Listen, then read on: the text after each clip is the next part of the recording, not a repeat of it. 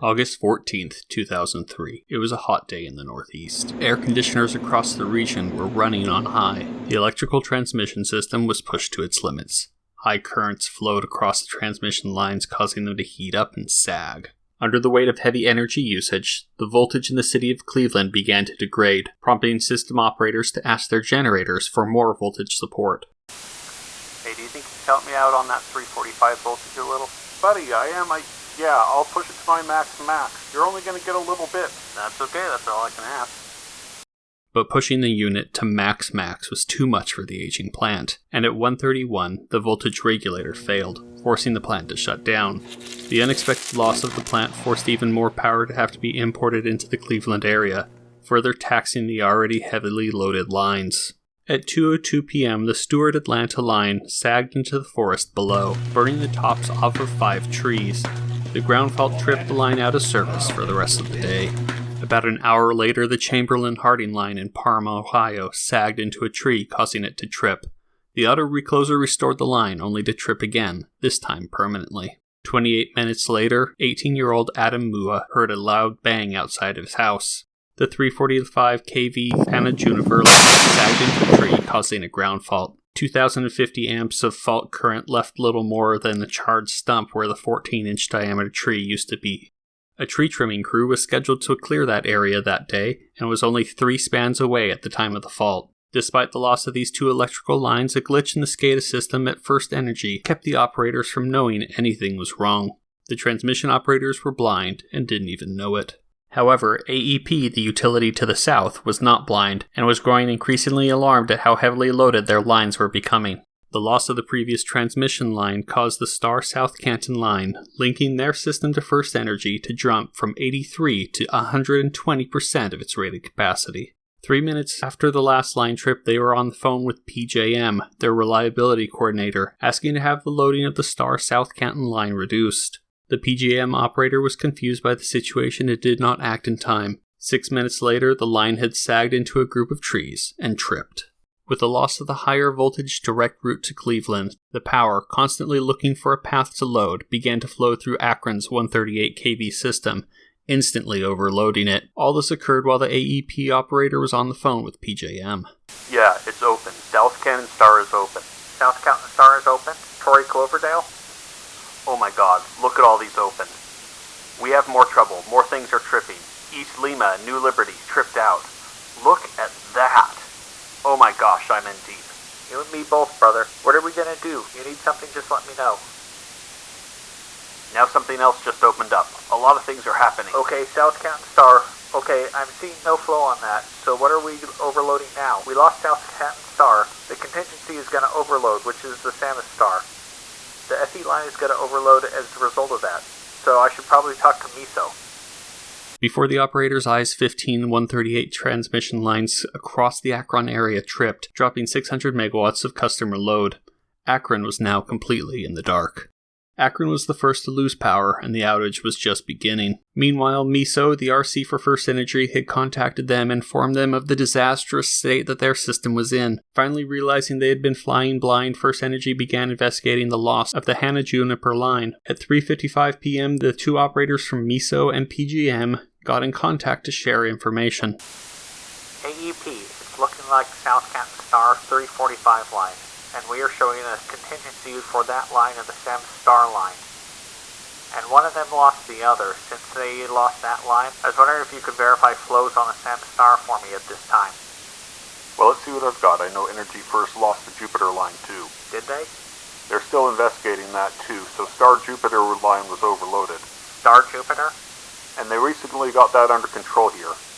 And when did that trip? That might have... I don't know yet. I have not had a chance to investigate that. There's too much going on here now. Yeah, we're trying to figure out what made that one jump up so quick. It may be a combination of both. You guys lost South Canton Star? Yes. And we lost Hannah to Jupiter, it looks like. Yes, and we are showing overload on Samus Star and South Canton Star. So I was concerned, and right now I'm seeing AEP system saying Samus Star is at 1378. Alright, let me see. I've got to try to find it here. If it's possible, I can go from here to Jupiter Star. How about 1109? 1109? I see South Canton Star open, but now we're getting data of 1199, and I'm wondering if that just came after. Maybe it did. It was in and out. It had gone out and back a couple of times. Well, yeah, it would be no good losing things all over the place here. Alright, I just want to verify that with you. I'll let you tend to your stuff. Okay. Thank you, sir. Bye. At the time of the call between MISO and PJM, the Samus Star line, the last link between Cleveland and southern Ohio, was at 110% of its rating and growing more heavily loaded every second. At 4:05 p.m., the line finally failed after exceeding 130% of its emergency amperage rating. Up until 4:05 p.m., decisive action could have put the successive overloads in check. The loss of the Samus Star line was the last straw. From that point on, no amount of action or inaction could stop what was about to happen. The stage was set, and the cascade was about to begin. Prior to the start of the outage, much of northern Ohio was importing large volumes of power from generators in Kentucky and Tennessee, but now a wall of dead transmission lines had split Ohio in half. As electricity still attempted to make its way around the edges of the wall, transmission lines became overloaded and relayed out on Zone 3 overcurrent. Like a zipper being unzipped, the divide between north and south grew and arched its way up through central Michigan. Without the aid of power imports from the south, generators in the affected area became overloaded and frequency plummeted. To protect themselves from damage, the power plants went offline. The rift continued northward, severing eastern Michigan from the west until it hit Lake Huron. The eastern boundary of the outage had now been set. At the same time, the last line to northern Ohio from the east also failed. Most internal generation had tripped, and now the cities of Detroit, Cleveland, and Toledo were drawing all their power from a single line with Canada. Energy surged up through Pennsylvania and New York and across Ontario and into Michigan. Over the course of 30 seconds, the flow across the Michigan-Ontario tie line went from 250 to 3,700 megawatts. Power was being drained out of New York and New England. Voltages across the region dropped and frequency became unstable. Automatic under-frequency load shedding dropped 1,700 megawatts of load in Cleveland, but still wasn't enough to balance the load with a few generators left, and the frequency continued to decline. The loss of more transmission lines and a substation islanded the Toledo-Cleveland area. Frequency within the island fell rapidly, and the last of the holdout generators finally gave in. Toledo and Cleveland separated into two different islands, and both went dark. The sudden loss of Ohio's North Shore caused generators in Detroit to go into overspeed. Detroit lost synchronization with the rest of the grid and also blacked out. The sudden loss of Detroit and northern Ohio instantaneously changed the direction of power flow. At the hour of 4:10 and 39 seconds, 3,700 megawatts were flowing from Canada into Michigan. But at 4:10 and 40 seconds, 2,100 megawatts were surging out of Michigan and back into Canada.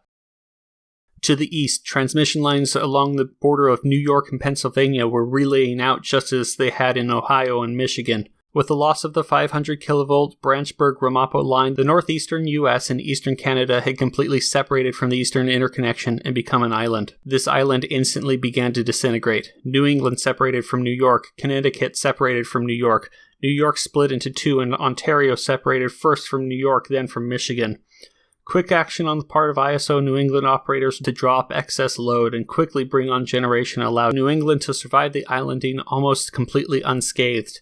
Massachusetts, New Hampshire, Vermont, Maine, Rhode Island, and parts of Connecticut managed to remain energized thanks to their efforts. When southern Connecticut separated from New York and New England, it blacked out within seconds. New York split between east and west. Eastern New York, including New York City and northern New Jersey, underwent under-frequency load shedding to attempt to arrest the declining frequency, but to no avail. Just as evening rush hour was about to start, the Big Apple fell into darkness. Western New York managed to stabilize after losing half of its load. The transmission system across much of the state remained intact, and power from generators at Niagara Falls kept the lights on in a narrow corridor stretching across New York State. With the frequency in Ontario declining, automatic load shedding activated. The load shed worked too well and the frequency spiked at 63.4 Hz. Power plants across the region disconnected and the cities of Toronto, Hamilton, and Ottawa blacked out. The cascade had finally reached its conclusion. From the loss of the Samus Star line in Ohio, the cascade took only 8 minutes. An estimated 55 million people were out of power.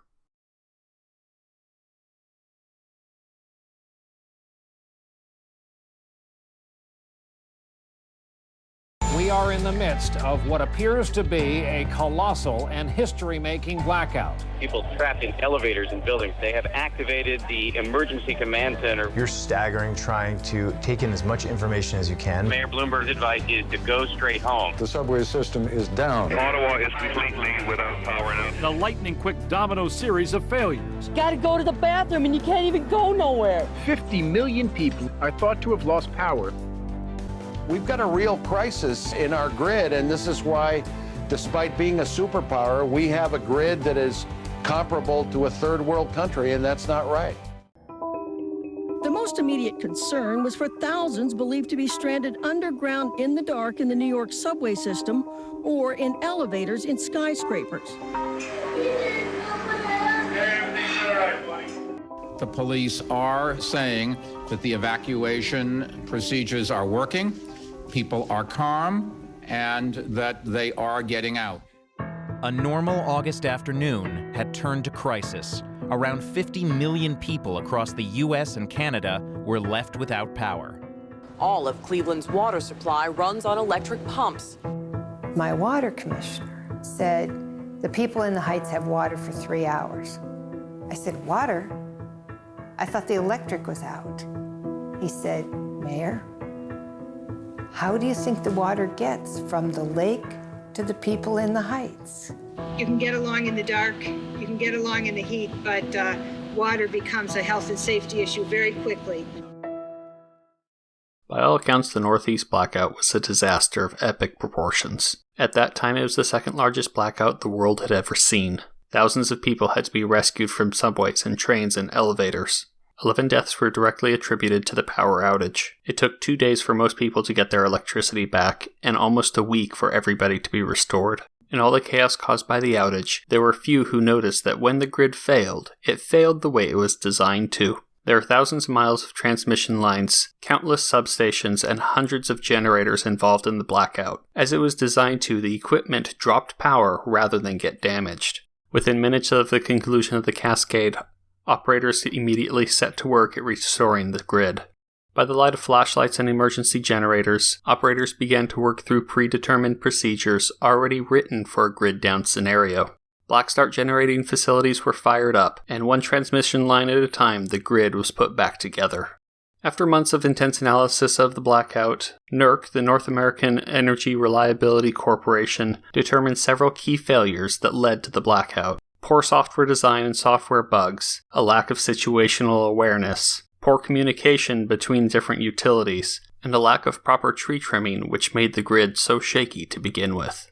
Even though there have been several upgrades to the transmission system since 2003, there's a fundamental problem with the electric grid that not only has not been addressed but has grown worse with time. That is, the electricity is often generated hundreds of miles away from where it is consumed. So long as there are regions in the United States that consume more electricity than they produce and are forced to import power over great distances, there not only is a possibility of a scenario similar to the Great Northeast Blackout, but it is quite likely to happen again.